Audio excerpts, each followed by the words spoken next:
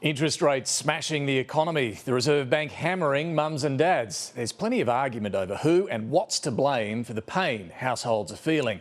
But what's actually going to get the economy moving again? The Treasurer joins us this morning. I'm David Speers. Welcome to Insiders.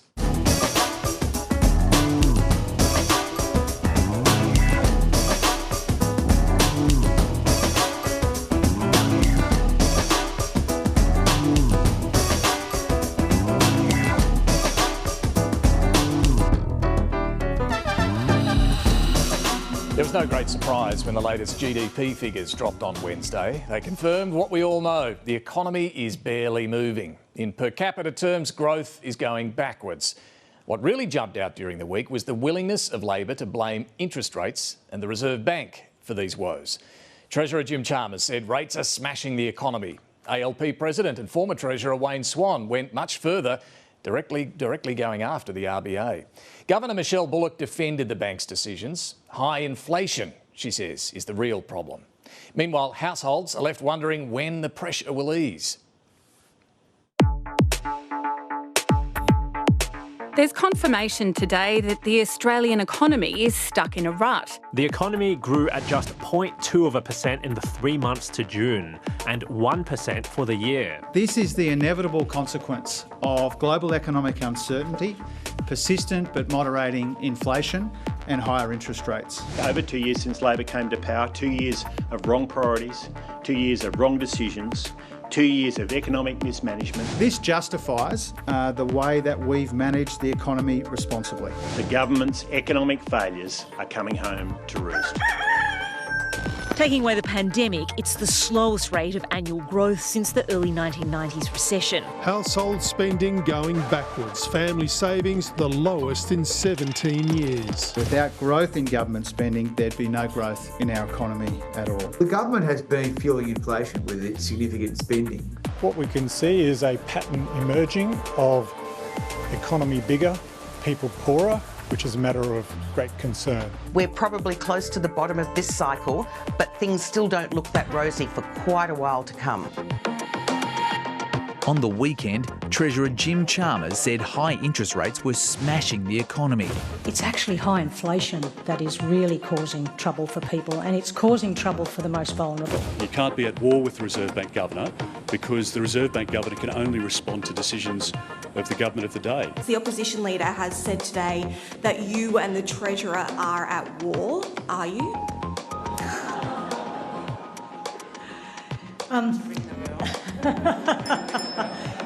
He's doing his job and I'm doing mine. I wouldn't use those sorts of words. The Reserve Bank is putting economic dogma over rational economic decision making. Number one, government and the Reserve Bank need to work together to lower inflation. Number two, we've got to provide financial help for people through things like tax cuts and pay rises. I've got some advice for Jim Chalmers. Put down the megaphone and pick up the mirror.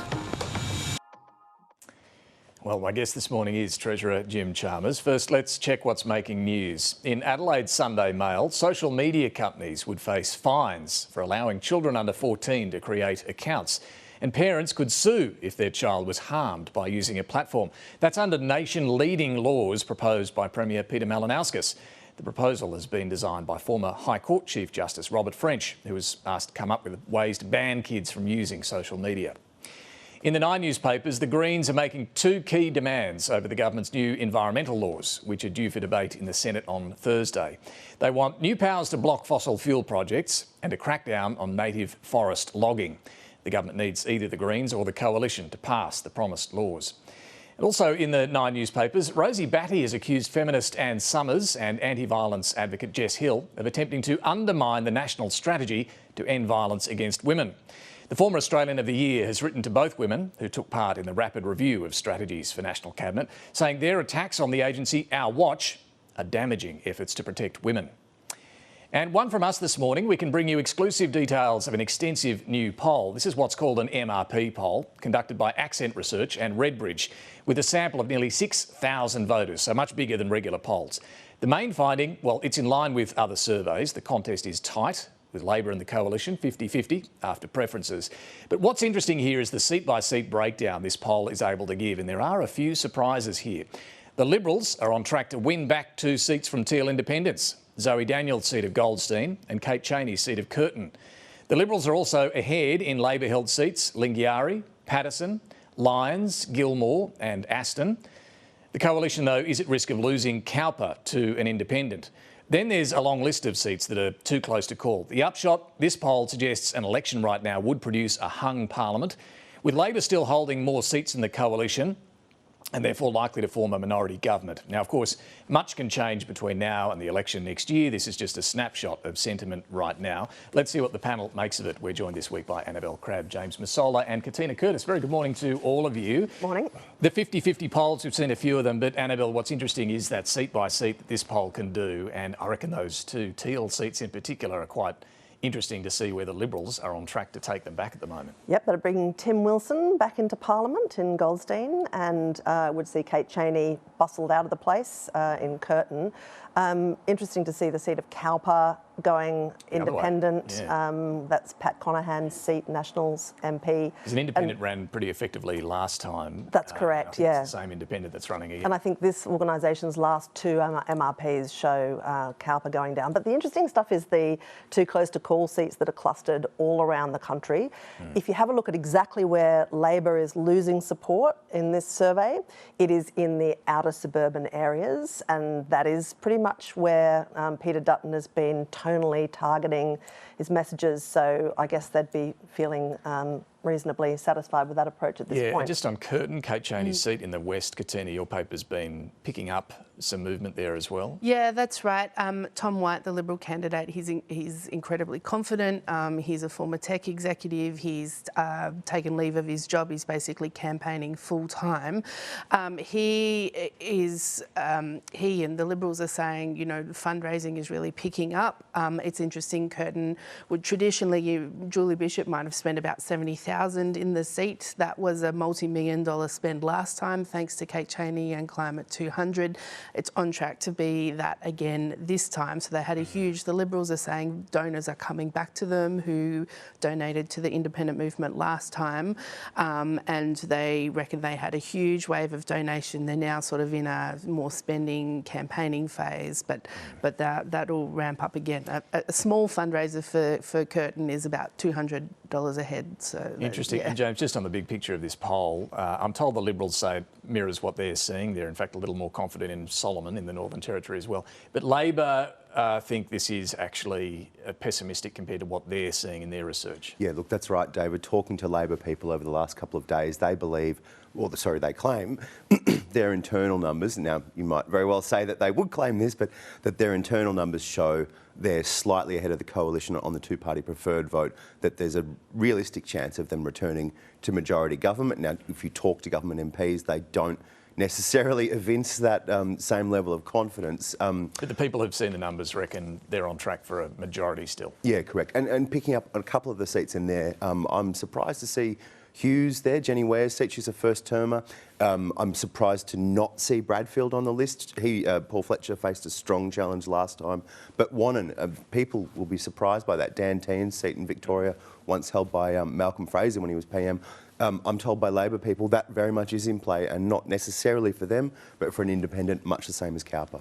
Can I just say, because we've dived into a huge amount of detail here, it's worth saying that on the assessment of researchers here, the coalition is just about no chance to win government in its own right, and the much more likely outcome is either a majority or a minority Labor government. Absolutely. Peter Dutton's got to come back from 55 seats. He's got to get up to 76. It may soon be 54 if Ian Goodenough moves to the crossbench in WA, as a colleague of mine wrote earlier this week. So that's the scale of the challenge. It's a big mountain to climb. Look, let's talk about the economy, because a lot of what happens in the election, whether it's April or May next year, will depend on what happens with the economy and interest rates in particular. These are the figures that we saw during the week, the GDP number. This is the quarterly results, and you can see the last one there is it's basically stuck at 0.2%, so barely any growth in per capita terms. It's going the other way. James, look, no great surprise, as I mentioned, in that sort of result. It kind of underlines the pain people are feeling. What was interesting was this breakout of tension between the government and the RBA. Yeah, so after Jim Chalmers last Sunday made that comment about households being smashed. There's a bit of a walk back happening internally saying, oh no, Jim said this before, but he used the word hammered, not smashed. Now, well, hammering versus smashing, yeah, I mean, use a hammer to smash. Let's call in some specialists. Indeed, indeed. Look, I think there was a shift in the language. I think it was deliberate. I think Jim is a considered person. He knew what he was saying. Maybe Wayne Swan went a little bit too far following that up. But for me, what's interesting, David, is the guidance, the forward guidance we've had from the RBA for a number of years now has been off target. This goes back to Phil Lowe's, we won't raise rates for 4 years, through to Michelle Bullock's, the RBA's forecast that in year-on-year growth, GDP growth would be about 1.1%. It's about 0.5%. Like, that's quite a ways out. Treasury's been a lot closer. Yeah, I think their forecasts on household consumption and net disposable income were significantly out. And that's informing their decision. But doesn't the Reserve Bank have a job to get inflation down under 3%? And until it's under 3%. That is obviously that's the number one job of the bank, but try and tell a household that, they're better off. You're paying $1 less for eggs or milk or whatever it might be, but your mortgage or your rent is another $600 a month. That's the political problem that Labor is. But I think Michelle Bullock's trying to make that argument, which she was in a speech this week, saying, well, if we don't get inflation down by doing this, it's going to be much, much worse, much higher risk of recession, much more job losses and so on. But, perhaps some of her language wasn't particularly sensitive. Have a look. Now, although this group is fairly small overall, those in it have to make some quite painful adjustments to avoid falling behind on their mortgage repayments.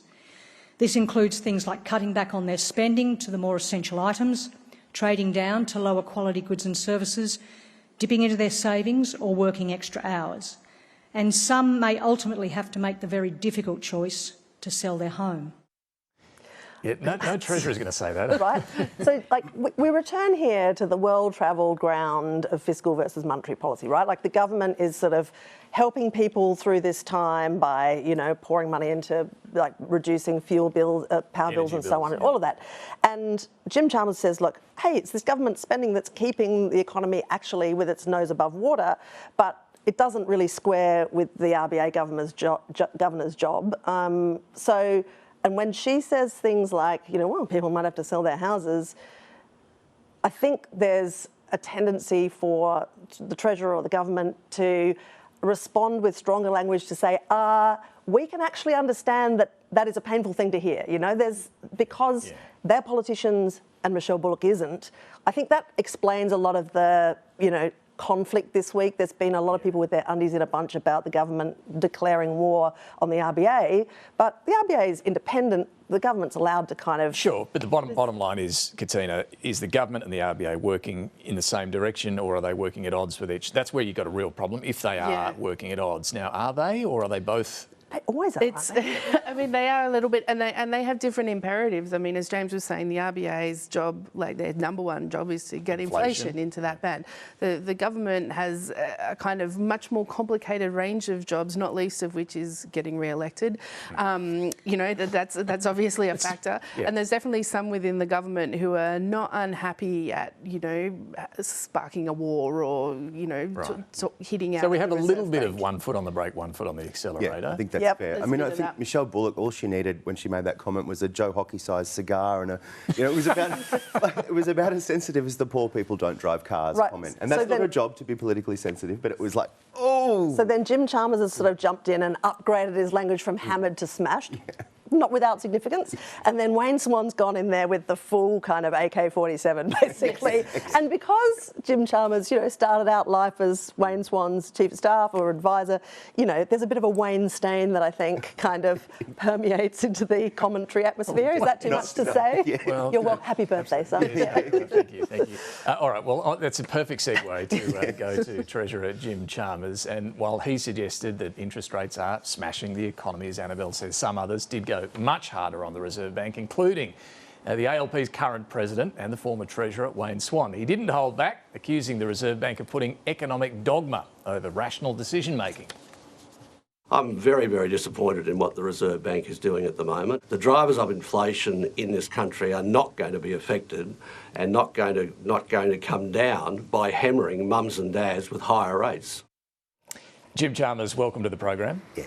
David, we're very honoured that you're spending the last day of your 40s with us. Happy birthday for tomorrow, the big 5-0. And thanks for having me back on the show. No, that's very kind and slightly awkward because I can now ask you tough questions regardless. Look, Wayne Swan is your old boss, right, in what he says about the Reserve Bank? Oh, look, I choose my own words, David, on my own views. I've got my own priorities, my own focus, and that's working with the Governor of the Reserve Bank in this fight against inflation, and we're making progress. You know, I was making a factual point this time last week, and it's a fact borne out in the national accounts that higher interest rates are slowing the economy considerably. You know, I've been making a similar point for some months. Now, Wayne went much further than I have. I'm making a factual point borne out by the national accounts. I don't second guess the Reserve Bank in the way that Wayne has. My focus is on working with Governor Bullock. I've got a lot of respect for Governor Bullock. Our objectives are actually aligned to get on top of this inflation challenge, and we need to do that without ignoring the risks to growth. And do those sort of comments from Wayne Swan undermine confidence in the Reserve Bank?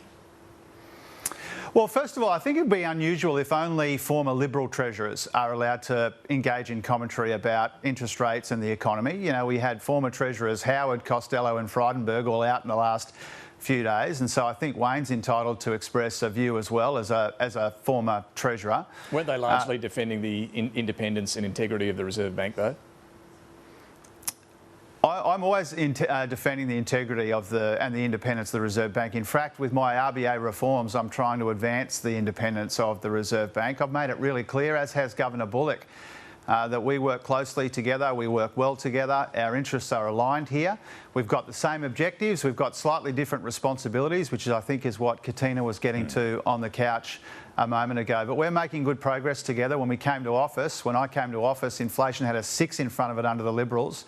It's now got a 3 in front of it, and we expect it to moderate further. So just on that, bottom line, do you agree the Reserve Bank's main priority should be getting inflation down within that 2 to 3% target zone?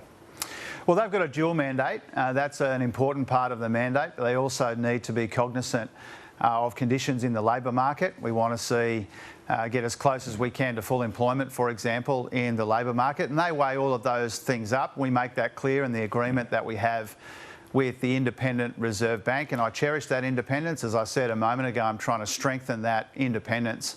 Now, inflation has come down really quite considerably since its peak in the year that we were elected, but we need it to moderate further and faster. That's why our budget surpluses are so important. That's why our responsible economic management is so important, the way that we designed this cost of living relief, because we can maintain this primary focus on inflation, but we can do that without ignoring the risks to growth. And it's just self-evident and not especially controversial to say that the reasons why our economy is slowing considerably, including in those numbers that we got last Wednesday, is a combination of global economic uncertainty, persistent price pressures and inflation, and higher interest rates. That's not an especially controversial point. I think it's self-evident. But on this 2 to 3% target zone for inflation, yes, the Reserve Bank has the dual mandate that you point to, but I think Michelle Bullock said inflation is her top priority or main priority. You refer to it as priority as well just now. You're not open to shifting that target zone. You defend it remaining at 2 to 3%. Absolutely, and we made that clear when we released the Reserve Bank review. They endorsed the 2 to 3% target. They said that the Governor should shoot for around the midpoint of that target, and we've endorsed that by saying that we agree with it. And I'd also make the point, David, from your question, I mean, it's our primary focus too is on the fight against inflation. The point that we've made around the national accounts is that if we'd taken the advice of our opponents and our critics and cut harsher and harder at budget time, then we'd be in recession right now. That would have been a recipe for recession. Our opponents would have us in recession right now. And I think a lot of the commentary and the criticism which we've seen, particularly in the last week, reflects the fact that our opponents and our critics desperately want us to be in recession for political reasons. They're very disappointed that we're not in recession. I think it's a good thing that we've avoided recession. Government spending has played a part in that, and if we'd taken the free advice that we got at budget time, the economy would be going backwards and people would be under even more pressure right now. But in per capita terms, we are going backwards. We are in what some call this per capita recession. We know people have run down their savings. People are absolutely feeling this. The Governor talked about people might have to sell their homes as well. What are your plans to get productivity and growth moving? Well, we've got sort of three phases of this, David. In the near term, we're rolling out the cost of living relief, and that's important, and we're investing in health and other services, and we know from the national accounts that that's one of the reasons why there's any growth in the economy whatsoever. In the medium term, we're building more houses, we're boosting renewables, we're training people for the jobs and opportunities where we can adapt and better adopt technology. And we've also made it clear in productivity that we think the big opportunities here the combination of energy and technology and human capital. We're also making the economy more competitive and dynamic with our competition policy reforms. And so we're acting on a number of fronts to make our economy more productive, more dynamic and more competitive. We're doing that in a way which recognises we've got some near-term pressures that we need to help people manage, the cost of living primarily and inflation. But we haven't taken our eye off the ball when it comes to some of these longer-term opportunities as well, and that's why we've got a substantial reform agenda. But even the Productivity Commissioner you appointed, Danielle Wood, she's expressed some doubts over the productivity you'll get out of your Future Made in Australia plans, or indeed the expansion of the care sector that you talk about. Well, what we've said about the care sector is it's becoming a bigger and bigger part of our economy. We've made big investments in the care sector, and it's an area where it's been difficult to get more productivity and difficult to measure more productivity as well. And so we've asked the Productivity Commission and Commissioner and the Chair to make that a big priority in the work that they advise us on. So you've defended the government spending as keeping us from recession. So in the budget update at the end of the year, and then, as I understand it, a March budget before the election, will you follow the same strategy? You're willing to spend more, even if that keeps inflation a little higher? Well, a couple of things about that. I mean, first of all, 2/3 of the OECD has had a negative quarter of growth or worse, and we've avoided that. We see that as a good thing. Our opponents and critics see that as a bad thing. We know from the national accounts last Wednesday that without government investment growth in areas like Medicare and medicines, then the economy would have gone backwards in the June quarter. Indeed, it would have gone backwards in the quarter before that as well. We think it's better to avoid a recession rather than clean up after one, and that's where we differ from our political opponents and our critics. Even if it keeps inflation elevated, above 3%? Well, there's not much evidence, David, or not any evidence that I'm aware of, that the combination of government spending is the primary determinant of prices in our economy. I think that's the point. Well, the point that Michelle Bullock was making is that it's not the main game. Government budgets aren't the primary determinant of prices in the economy. We are helping when it comes to electricity, early childhood education, rent, and in other ways. The ABS has made that clear. We can help. It's not the primary determinant. And you asked me about the mid-year budget update. We'll do what we've done in the other updates and the other budgets, which is factor in the conditions as we find them, the challenges that we confront. We'll continue to make the right economic decisions for the right economic reasons. And so far, we know from those June quarter national accounts, which came out last week, that we've been getting the balance broadly right. So just on spending, some of your colleagues want the government to put some sort of dental care into Medicare. Can you afford that? Oh, look, we've got pretty severe budget constraints. We make that clear privately and publicly. There are way more good ideas than there are capacity to fund them. But obviously, as the architects of Medicare, we've spent billions of dollars already this parliamentary term strengthening Medicare for the future. We get all kinds of suggestions from colleagues and others about how we might be able to do more of that. We've made it pretty clear we've got budget constraints. We've got a whole bunch of priorities. We will work with the states and territories on dental care to see if more can be done. But we need to be realistic about that in the context of these pretty serious budget constraints that we have. Sounds like a no for now. Oh, well, it's not something we're announcing today, David. It's something that we're interested in talking with people about. We are engaging with the states and with the colleagues on it. And we're the Labor Party, David. We want to strengthen Medicare as much as we can, as soon as we can, but we need to do that in a responsible way which recognises the constraints in the budget. What about aged care? Will the reforms that you're maybe putting forward this week, that you've been working on behind the scenes with the coalition, will they mean more taxpayer spending or less? Well, we've made it really clear, David, that these reforms are all about providing better services for more people in a more sustainable way without introducing a new tax or changing the treatment of the family home.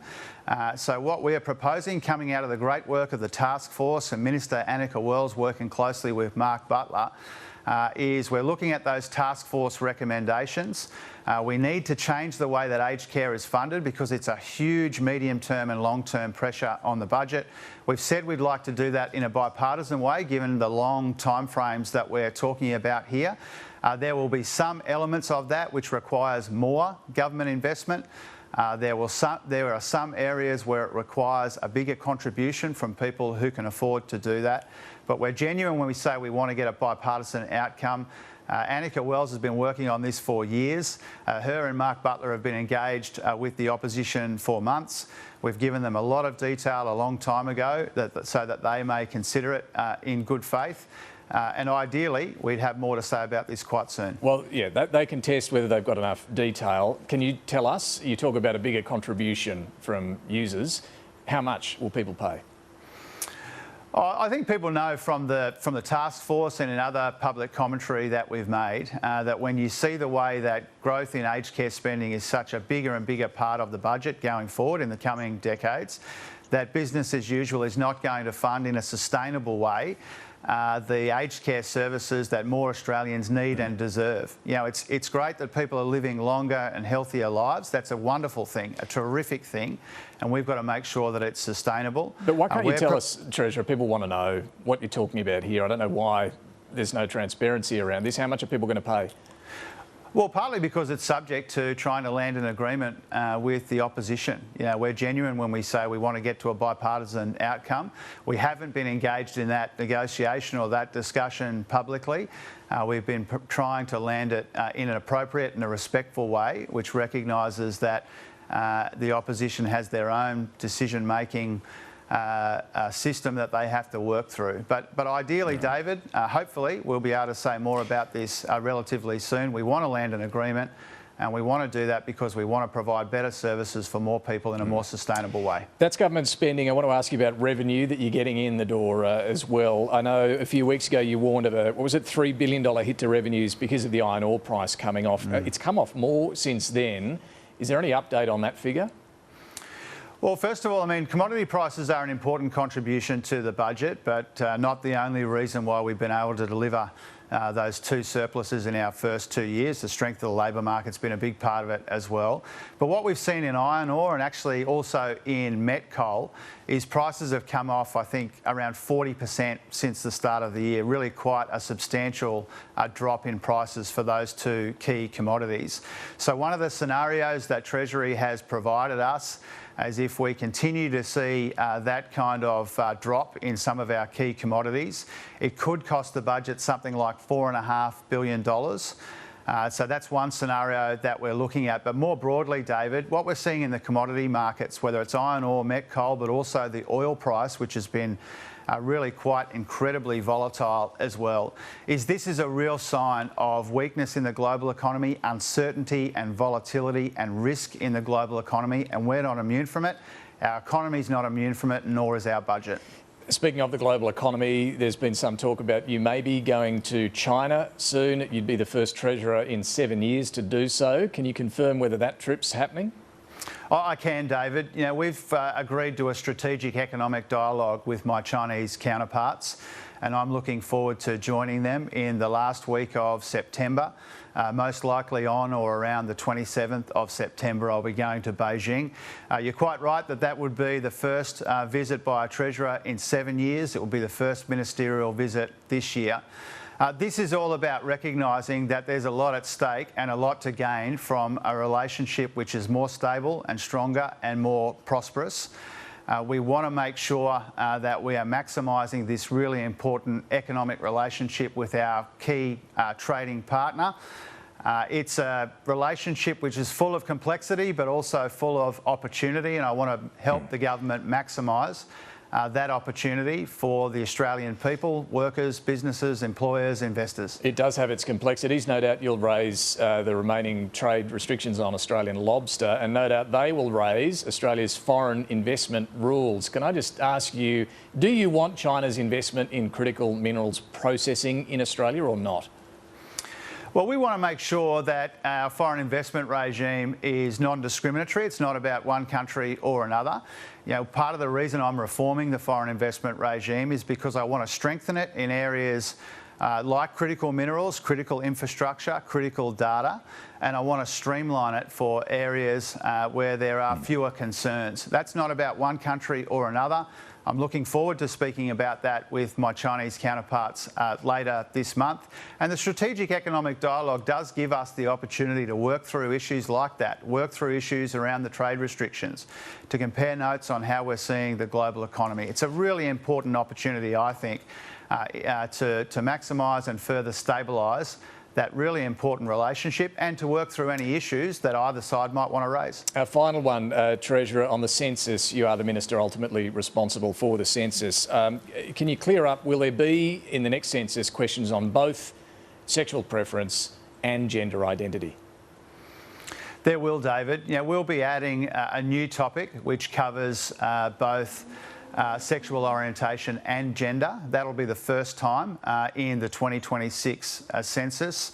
You know, we have listened to the community. We've worked very closely with the Australian Bureau of Statistics. I wanted to say how professional and diligent and sensitive the Chief Statistician, David Gruen, has been as we've worked through these issues. LGBTIQ plus Australians matter. They have been heard and they will count in the 2026 census. Because it was only 10 days ago or so that you were saying there wouldn't be these questions, you were worried about it being weaponised. You've changed your view on that. Well, we had good intentions here, David, and we've listened to the community and we've worked with the ABS, and we said that we would find the best way through, and I believe that we have. You know, I believe that we've found here in introducing this new topic which covers both orientation and gender. We believe that in listening and in working with the ABS and the community and consulting in a really genuine way, we've found the best way forward. Are you able to share those questions with us yet? What's the process from here? Well, the government determines the topics and then the ABS determines the questions. Right. And so there'll be more that will be said, obviously, and my colleague Andrew Lee, who's been working very hard on this, he'll be releasing a statement today. But the government's role here is the topics. The ABS does the questions. They will continue to work in a professional and diligent and sensitive way with the community to make sure that we get this right. I'm confident that we will. Okay, because the latest comments from the PM were that there'd be a question on sexual preference, but there's already an existing question on identity that could cover the gender issue. You're now saying it'll be a standalone topic that covers both of those things. Well, the Prime Minister was talking about making one change, and that's what we're doing. We're introducing a topic for the first time which covers both sexual orientation and gender. The ABS will find the best way to do that. But really, the message that we want to ensure that Australians hear from us today is that we understand the feedback that we got. We listened to that. We took it very seriously. We listened very genuinely.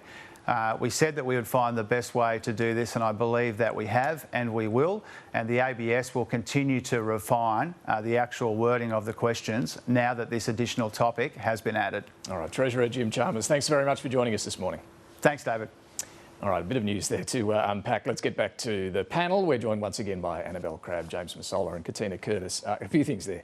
It's very, very sorry, isn't it? Yeah. Look, what was the message there at the end? And is this a shift from the last version, the last iteration from the Prime Minister? Sure, it's kind of an important shift. It's okay, we thought that this was going to be damaging, dividing and we'd be accused of being woke. Actually, you do count. Sorry about that. Also, David Gruen from the ABS, you're lovely and we love you. You're amazing. Keep it up. People always complain when you say politicians do a backflip because they end up facing the same way. But I think maybe we actually have seen a backflip. They've ended up in the same place. I just think stylistically it's interesting too that Jim Chalmers is more willing to say, we've heard you. we're responding to what we've heard. Well, it's the quickest way to get by these things. I mean, it really is. If you've done something stupid or something that hasn't worked, then you just go, look, sorry, that was the wrong But it's still a little tack. unclear where this will land Yeah, in the that questions. is different. What Jim was saying there, I think, was slightly different, and you picked up on that, David, to what the PM has been saying about whether there's 2 extra questions or 1. I was a bit unclear. Now, just for everyone who missed Laura Tingle's excellent piece on Friday on the ABC website, I'm going to... She had some questions. She had the questions. I had one of them. Laura, to her credit, had all 3. I want to just read it out, if I may, David, for anyone who missed the story. This is the question, and I had a bit of a leak out of Cabinet. And these are the ones week. that were knocked off. Yes, this is the one that made the PM freak out a bit. Has the person been told they were born with a variation of sex characteristics, sometimes called intersex or differences of sex development? The question refers to innate reproductive development, genetics or hormones that do not fit the medical norm for female or male bodies. These specific characteristics may be noticed at birth or developed through puberty. So the PM saw that, or heard that rather, and went, oh, hang on a sec. This could lead to the opening of a new culture war. We don't want to have a fight. And he thought it was too long and complicated and confusing. So that's where he went, oh, hit the brakes, don't market test that. This could start a whole new fight we don't want to have. Now, in the end, by trying to, they were trying to avoid a fight, Spearsy, they ended up spending a week and a half talking about the thing they didn't want to talk about. I think the reason why those questions tend to be complicated is you've got to make them make sense to the person who's filling it out. Because somebody who's had a gender reassignment process, something that goes, oh, well, hang on a minute, I was birthed, but now, but what? So you've got to be sensitive, mindful, all of those things. Anyway, we'll see where that lands. There's still a process they'll go through with working out the wording of the questions and so on. But yeah, a further shift there. He's off to China as well, which is, it's really interesting on a few fronts. It's this gradual, improving in the relationship. China's economy is a real problem for the world and for Australia. Here, the iron ore price and what that's doing to our budget as well from the Treasurer there. But that'll be a really interesting trip in a couple of weeks' time. Interesting, you asking him about critical minerals and him sort of not really saying yes or no. It's we want their money or non-discriminatory. not. But the government has been the government has been really doing the hard sell to other countries. In the last fortnight, we've had the head of the US Export Bank who looking at projects here. Don Farrell and Madeleine King were meeting with Korean ministers last week and launching a flash new prospectus. Here's 55 projects we'd like your money in. Don Farrell's confident that we'll land that trade deal with the UAE that only started in February within the next couple of weeks, which is also about getting their money into our critical minerals. Peter Harcher in your paper had Jake Sullivan in the White House saying, we want to do a lot more of this stuff with you guys. The US does not want China processing critical minerals in Australia. Yep. And that's not just an Australian story. That's something that the US is, I think, mindful sort of in parts of Africa where similar minerals can be obtained as well. I mean, I heard that comment from Jim Chalmers as a big old sidestep without officially agreeing that it was, if you like. Yeah, Katina, you've been in the West for the last week, so I just wanted to ask, you know how the budget announcement that had a lot of money for production credits for these particular industries, and the opposition said, well, this is billions for billionaires. Is that still an opposition thing, do you think? I mean... That's a good question. So they've walked back that line. It certainly didn't land well in the West, that line. Several people said to me, the thing you've got to understand is these are our billionaires in WA. Like, we know them, they employ a lot of people, like they do a lot of sort of social good.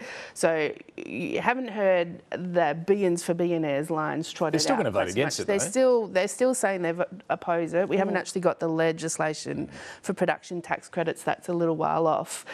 Angus Taylor is still being quite firm that he's against it. There are still, on the state level, the Liberals and Nationals both want it to happen, and the federal Liberals from WA, quite a few of them are really quietly hoping that they'll be able to walk the leadership of the party back on this. All right. Bill Shorten. It was 2 weeks ago on this program that Bill Shorten told us that he'd be running again at this stage, which just made the ears prick up just a little bit. Anyway, we now know he'd obviously been talking to the University of Canberra and during the week confirmed that he's going to go there as the Vice-Chancellor from February when the new academic year begins.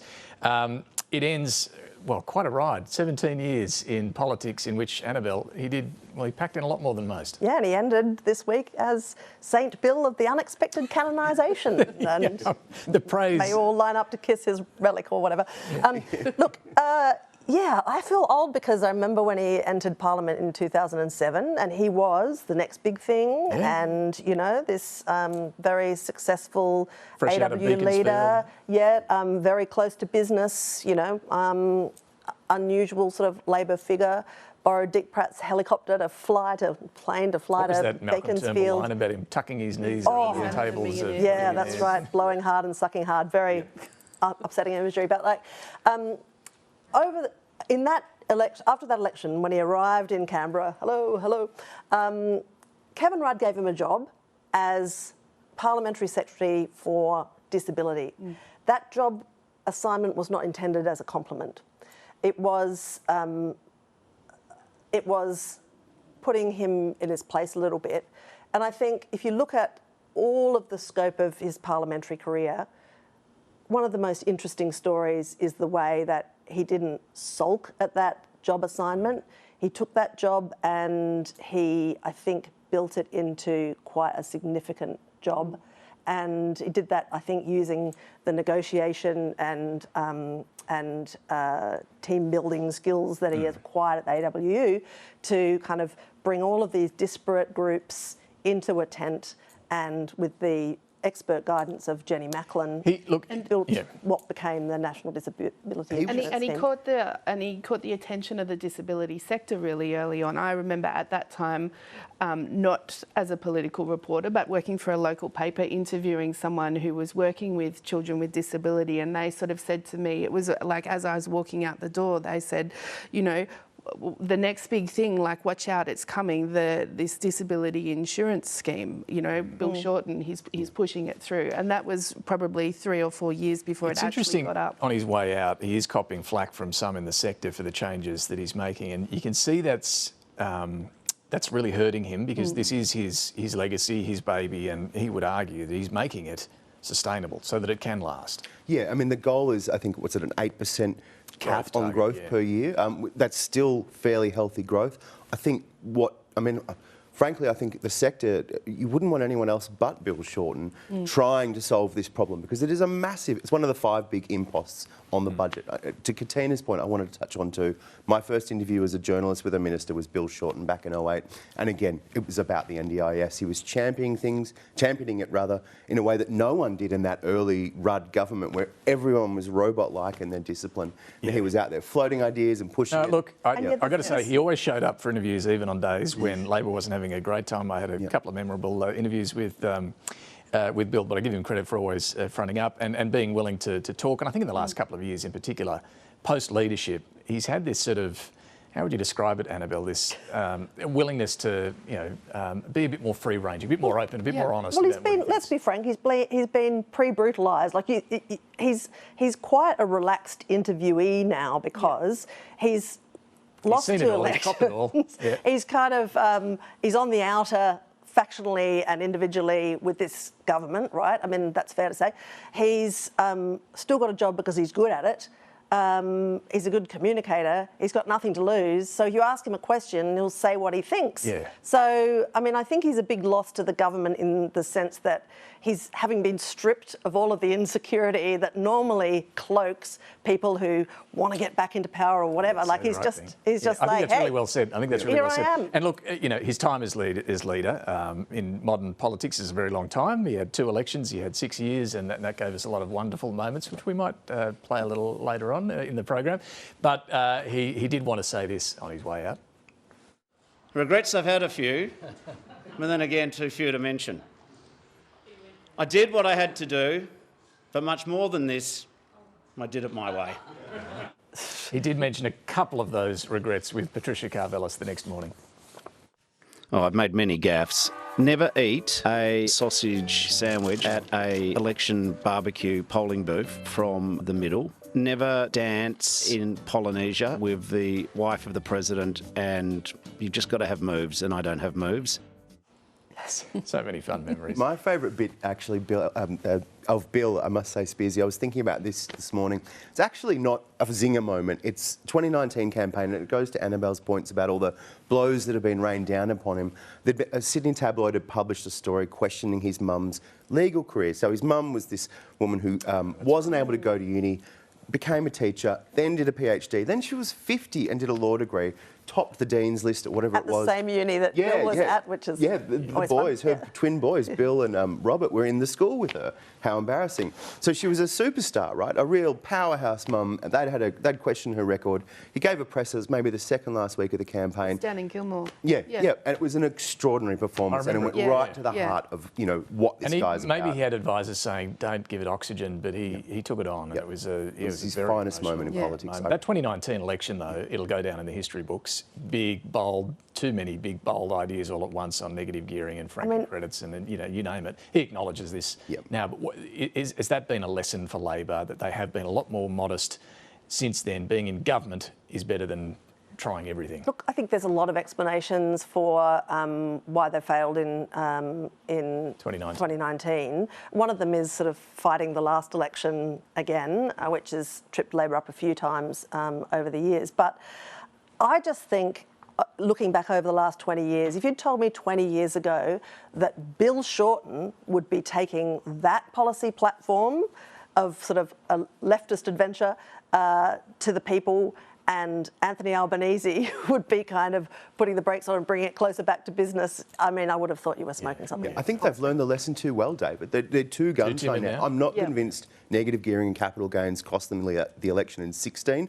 I think the totality of their platform in 19, franking credits, things like that, it was too big then. Yes, I think that cost them. And you see now they're really shying away from a whole lot of fights. It goes to the census discussion, but there's a whole lot of other things that they're just not willing to have the fights. And I think it was really key what Shorten said the other day, like a reminder to Labor that we are at our best when we fight, when we're willing to fight for something. Like, I think that was a very pointed message. A few other things. So National Cabinet met on Friday. They agreed to a $4.7 billion package of measures on violence against women.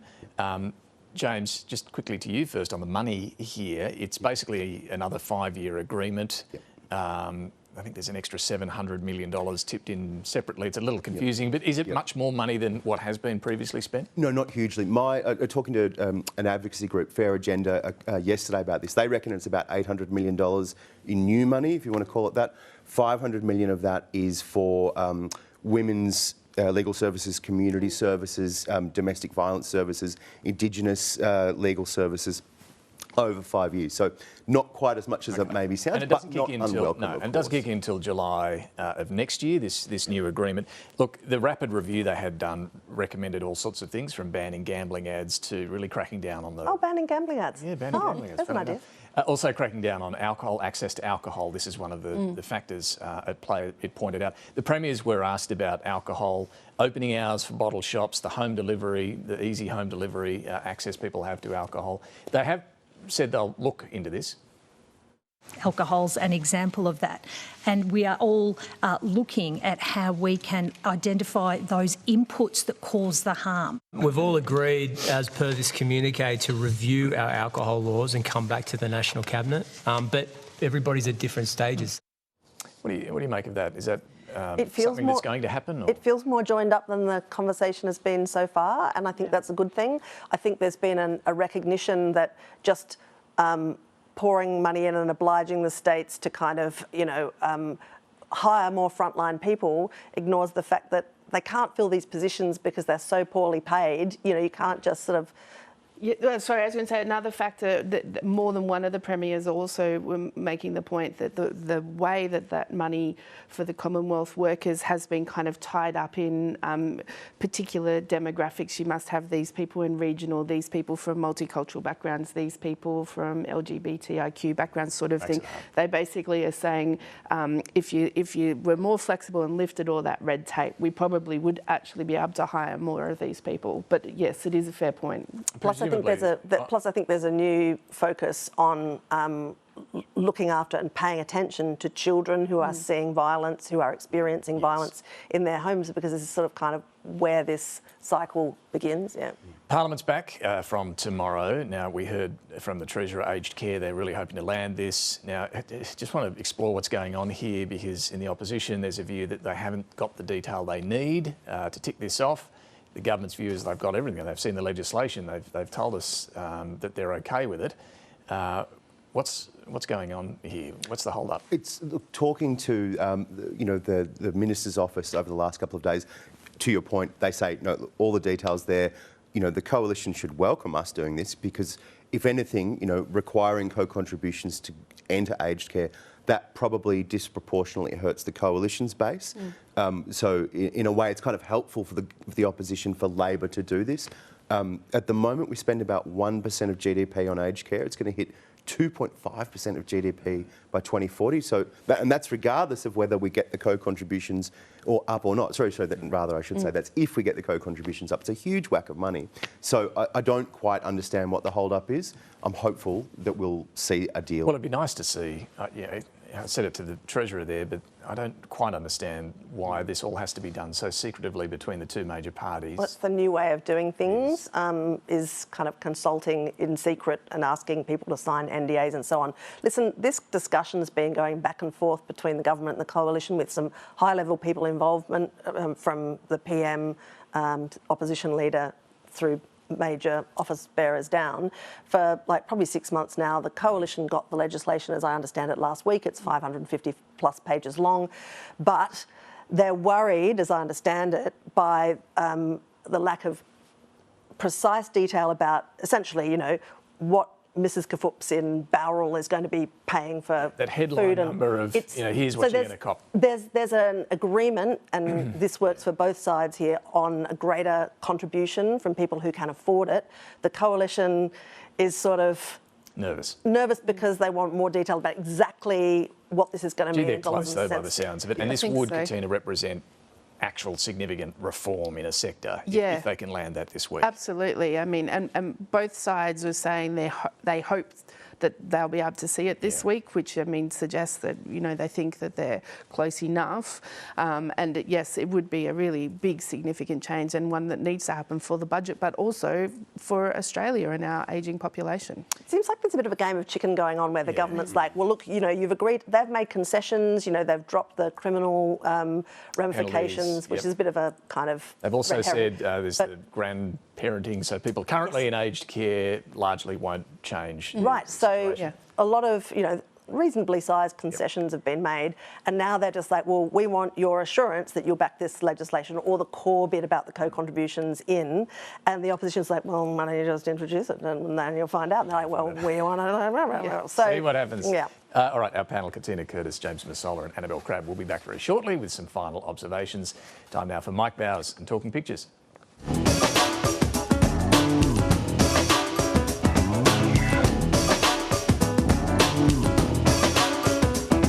I'm Mike Bowers and I'm photographer at large for The Guardian Australia. I've come to Melbourne to talk pictures with Mark Knight, who cartoons for Their All Son, and a very warm welcome, mate. Welcome to the great state of Victoria, Mike. Go Swannies.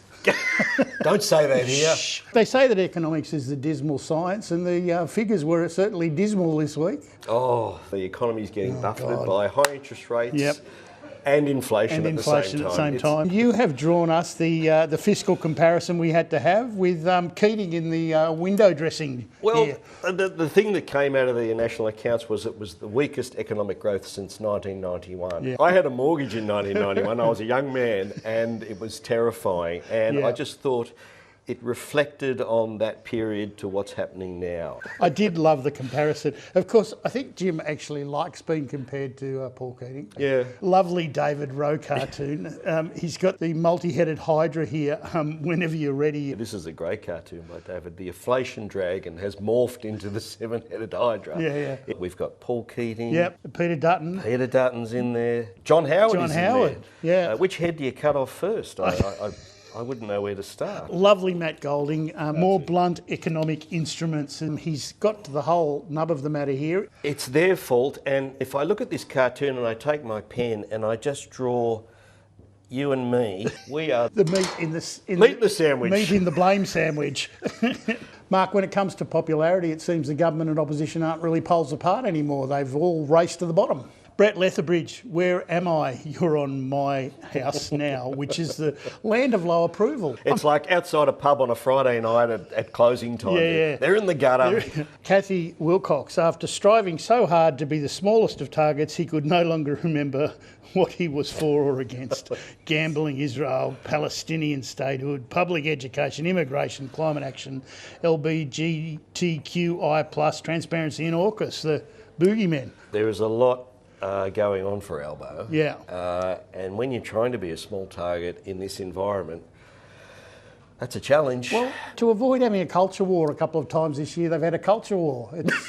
Wasn't it lovely? Bill Shortens said he did it my way and he took the highway to high-priced academia.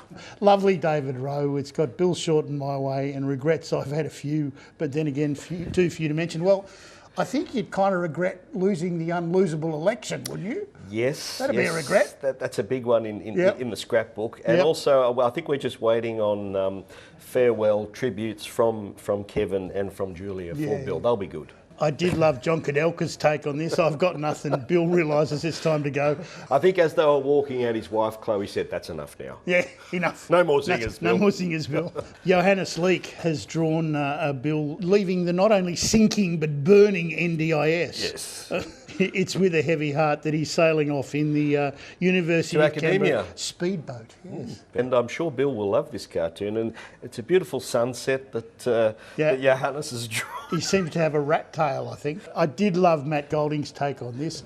I did them my way. With Radan Gillard. Yes, yes. 2 more heads to hang in the scrapbook. On the wall. Yeah.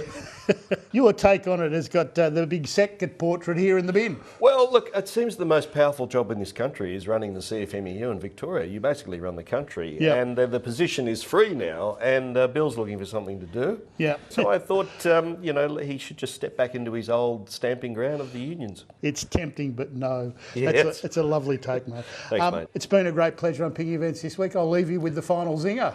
Well, regrets we've had a few, but we did it our way, and it's back to you, Spearsy. Very good. Thank you, Mark. Thank you, Mike. Before we get final observations, quick plug for the Trump-Harris debate. It's Wednesday, 11 a.m. Australian Eastern Standard Time. So the ABC News channel will have that. Cannot wait. Katina. Excellent. A bit of concern about the government's messaging and when will they get on to talking about their agenda for the next term that they want to win. A big part of that agenda is going to be childcare, universal childcare. We'll see the first steps towards that probably this week, the legislation for the pay rises. And then on September 18, Jason Clare is going to release finally the Productivity Commission report that gives them the roadmap of how to get to universal childcare. Very interesting. James. Labor has found a candidate for the Victorian seat of Gorton, which Brendan O'Connor is retiring from. Alice Jordan-Baird is the lady who's had the nod. She's a 31-year-old from the west of Melbourne. She's a local. Putting her there along with Bassam Abdo and Corwell and Joe Brisky in Bill Shorten's soon-to-be vacated seat of Maribyrnong means that the 3 kind of very safe Labor seats that have been up for grabs, they're all but decided. Nominations close formally on Thursday, but those are going to be 3 people who will enter the next parliament and be long-term MPs. Fractional peace in our time? Something like that. Annabel. Well, after taking some pretty heavy fire on Gazan refugees over the last couple of weeks in Parliament, the government's empire is striking back, I think, this week, putting out an ad targeting squarely Peter Dutton on nuclear. That clearly made a call that nuclear is a strategic error for Peter Dutton, and there'll be a lot of government focus on that this week. Yes, good set for lots of nuclear. Thank you all very much for joining us this morning. Now, finally, he is sticking around until February, so maybe there's still time to add to this compile, but we couldn't let Bill Shorten's announcement pass without a little trip down memory lane. The hot dog, the dance moves, and of course, the zingers. We'll leave you with that. Thanks for watching. What's your favourite type of yogurt? I actually like raspberry. These people opposite are the cheese-eating surrender monkeys of Australian jobs. The government's used the term Team Australia a lot. I'm worried about the emergence of Team Idiot. I guess Senator Cormann's officially terminated Mr Turnbull's scare campaign. Unfortunately, now it would appear that we have 2 Prime Ministers in Australia, Prime Minister Abbott and Prime Minister Palmer. Mr Morrison needs to make sure that he doesn't look like he's just a simp to Donald Trump on this very important issue. Just explain, Sim. The good news for me is that I'm running for Prime Minister. I'm not running on Dances with Stars, which is lucky for me.